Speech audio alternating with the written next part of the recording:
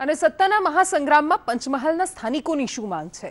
કેવી સરકાર તે લોકો ઈચ્છી રહ્યા છે? કેવો છે તેમનો મિજાજ? આવો જોઈએ। 2019ની લોકસભાની ચૂંટણીનું બ્યુગલ વાગી ચૂક્યું છે અને આદર્શ આચાર સંહિતા અમલમાં આવી ગઈ છે અને આજથી લઈ હવે 23 એપ્રિલે સુધી રાજકીય ઘમાસાણ સર્જાશે। ત્યારે સંદેશ ન્યૂઝ પહોંચ્યું છે ગોધરા અને ત્યાં મતદારોનો મિજાજ જાણવાની કોશિશ કરી રહ્યું છે। ત્યારે અમારે સરકાર અત્યારે જે રીતની છે એ રીતની જ સરકાર જોઈએ છે, એમાં કોઈ ચેન્જ કરવાનો નથી। અત્યારે વિકાસ થયો છે અને વિકાસવાળી જ સરકાર અમે ઈચ્છીએ છીએ। અમે એ ઈચ્છીએ છીએ કે અમે જેને વોટ આપીએ અમને સુખ આપે, શાંતિ આપે, રોજગારી આપે, અમને વિકાસ આપે। અમે જ્યારે જરૂર હોય જીવનના દરેક ક્ષેત્રમાં સરકારને અમે સાથે લઈને ચાલીએ એવી સરકાર અમને સાથે લઈને એવી સરકાર છે। 5 વર્ષની અંદર નાનામાં નાના ગામડાથી લઈને સિટી લેવલ સુધી વિકાસ દેખાય છે।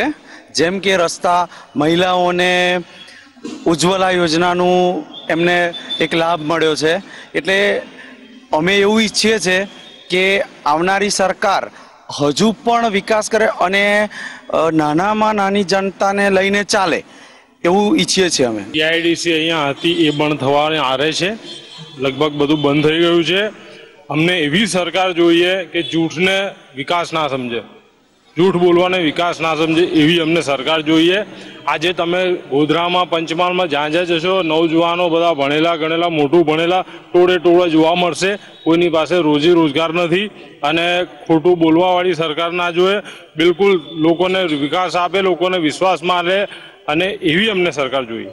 બેરોજગારીની વાત કરો તો સરકારે તો બહુ સારું કામ કર્યું છે। જીઆઈડીસીની અંદર કેટલી નવી કંપનીઓ આવી છે, મુદ્રા યોજના જે લાયા છે સરકાર, તેની અંદર કેટલા યુવાનોને માનધન મળ્યું છે। બીજી વાત કરીએ તો પ્રધાનમંત્રી ફસલ વીમા યોજના, પછી આયુષ્માન ભારત યોજના, એવી કેટલી